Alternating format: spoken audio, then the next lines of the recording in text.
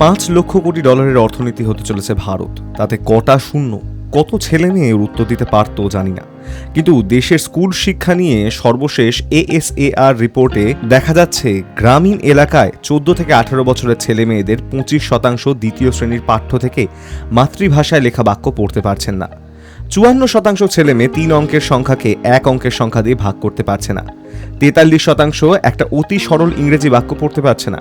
শুধু তাই নয়, পেন্সিলের দৈর্ঘ্য কত ইঞ্চি স্কেলের 0 থেকে ধরলে বলতে পারছে, কিন্তু স্কেলের 1 বা 2 ইঞ্চির দাগ থেকে ধরলে 10 জনের 6 জনই তা আর বলতে পারছে না। রাতে মা 11টায় শুয়েছে আর ভোর 5টায় উঠেছে, তাহলে কত ঘন্টা ঘুমলো তাও বলতে পারেনি অর্ধেকের বেশি পড়ুয়া। এমনকি একটা জিনিসের দামে 10% ছাড় থাকলে তার দাম কত তাও বলতে পারছে না 40%। না পারার তালিকা বেশ লম্বা, যথেষ্ট উদ্বেগজনক। সেই তালিকায় পশ্চিমবঙ্গের স্থানটি আরও উদ্বেগ জাগায়। যেমন মাতৃভাষায় দ্বিতীয় শ্রেণীর বাক্য পড়তে না পারায় পশ্চিমবঙ্গের স্থান তৃতীয়। তার নিচে রয়েছে আর মাত্র 2টি রাজ্য। ইংরেজি বাক্য পড়তে না পারায় এই রাজ্য সবচেয়ে নিচে। সময় গুনতে না পারায় 4র্থ স্থানে। কেবল ছাড়ের হিসাবের পর জিনিসের দাম নির্ধারণে এ রাজ্য দেশের মাঝামাঝি 12 নম্বর স্থানে। তাহলে এই 14 থেকে 18 বছরের ছেলেমেয়েরা কি পারে?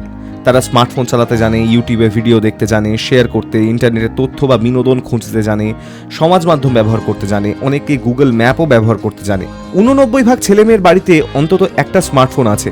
যদিও মোবাইল মালিকানায় নিজস্ব ইমেল আইডির ব্যাপারে মেয়েরা ছেলেদের তুলনায় অনেকটাই বঞ্চিত। 2005 সাল থেকে শুরু করে ASAR রিপোর্ট প্রতি বছর প্রকাশ করে একটি অসরকারি সংস্থা। গোড়ায় তা প্রধানত বুনিয়াদী শিক্ষা অর্থাৎ প্রথম শ্রেণী থেকে অষ্টম শ্রেণী পর্যন্ত ছাত্রছাত্রীদের অর্জিত দক্ষতার মূল্যায়ন করত। 2017 সাল ও তারপরে 2023 সালে 14 থেকে 18 বছর অর্থাৎ অষ্টম থেকে দ্বাদশ শ্রেণীর ছেলেমেয়েদেরও শিক্ষার মূল্যায়ন করছে। সেদিক থেকে এই রিপোর্টটি খুবই প্রাসঙ্গিক। রিপোর্টে এও দেখা যাচ্ছে যে এই বয়সের ছেলে মেয়েদের একটা বড় অংশের কোনো কিছু হওয়ার স্বপ্ন নেই।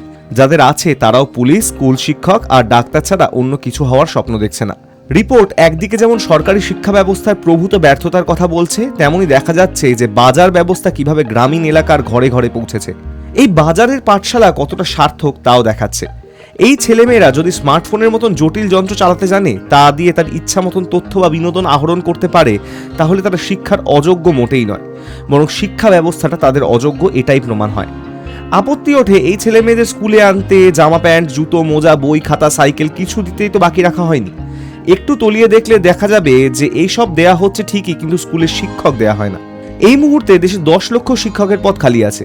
তাছাড়া আরও 5 লক্ষ পদে রয়েছেন পার্শ্ব শিক্ষকরা। দেশের প্রায় অর্ধেক মাধ্যমিক স্কুলে বিজ্ঞানের ল্যাবরেটরি নেই, উচ্চ মাধ্যমিকে তা আরও কম। পঠন পাঠন ও শিক্ষা পদ্ধতি বিষয়ে দক্ষ শিক্ষক তৈরির জন্য যে প্রশিক্ষণের পরিকাঠামো প্রয়োজন তা নেই। দেশের 86% বিএড কলেজই বেসরকারি এবং সেগুলির গুণমান নিয়ে বিস্তর প্রশ্ন ওঠে। ধারাবাহিকভাবে শিক্ষকদের নতুন বিষয় সম্পর্কে প্রস্তুত করে তোলার কোনো ব্যবস্থা নেই। গত 20-25 বছর ধরে সারা দেশে ক্লাসঘর, বেঞ্চ, ব্ল্যাকবোর্ড ইত্যাদির উন্নতি হয়েছে ঠিকই, কিন্তু 2020 পর্যন্ত 40% স্কুলেই বিদ্যুৎ ছিল না। কম্পিউটার প্রজেক্টরের কথা না তোলাই ভালো, সেগুলি শুধু এলিট সম্প্রদায়ের জন্য। যে প্রজন্ম স্মার্টফোনে দক্ষ অথচ সাধারণ হিসাব নিকাশ, ভাষার জ্ঞান, ব্যবহারের মতন মৌলিক বিষয়গুলিতে দক্ষতা অর্জন করেনি, সেই প্রজন্মই হয়ে উঠবে হোয়াটসঅ্যাপ বিশ্ববিদ্যালয়ের প্রধান উপভোক্তা। ছাত্র বললাম না, কারণ ছাত্র হতে গেলে প্রশ্ন করতে শিখতে হয়। উপভোক্তার কাজ হলো হজম করা। ASAR সমীক্ষা একটা নতুন সামাজিক ছবির দিকে ইঙ্গিত করছে। দেশের শিক্ষিত প্রজন্ম তৈরি হচ্ছিল না অনেক দিনই, কিন্তু এখন তার পাল্টা একটা বাজারের পাঠশালা গড়ে উঠেছে। বাজারের পাঠশালায় শৈশব থেকেই ছেলেমেয়েরা যা জানছে, বুঝছে ও শিখছে, সেটাই তাদের ভবিষ্যতের পাথেয় হবে। রাজনীতি, সমাজ এবং ন্যায় অন্যায়ের বোধও এই বাজারের পাঠশালা থেকেই তৈরি হচ্ছে ও হবে। আশঙ্কা হয় এ ব্যাপারে ভারতের বিশ্বগুরু হওয়া কেউ ঠেকাতে পারবে না। Hi news network.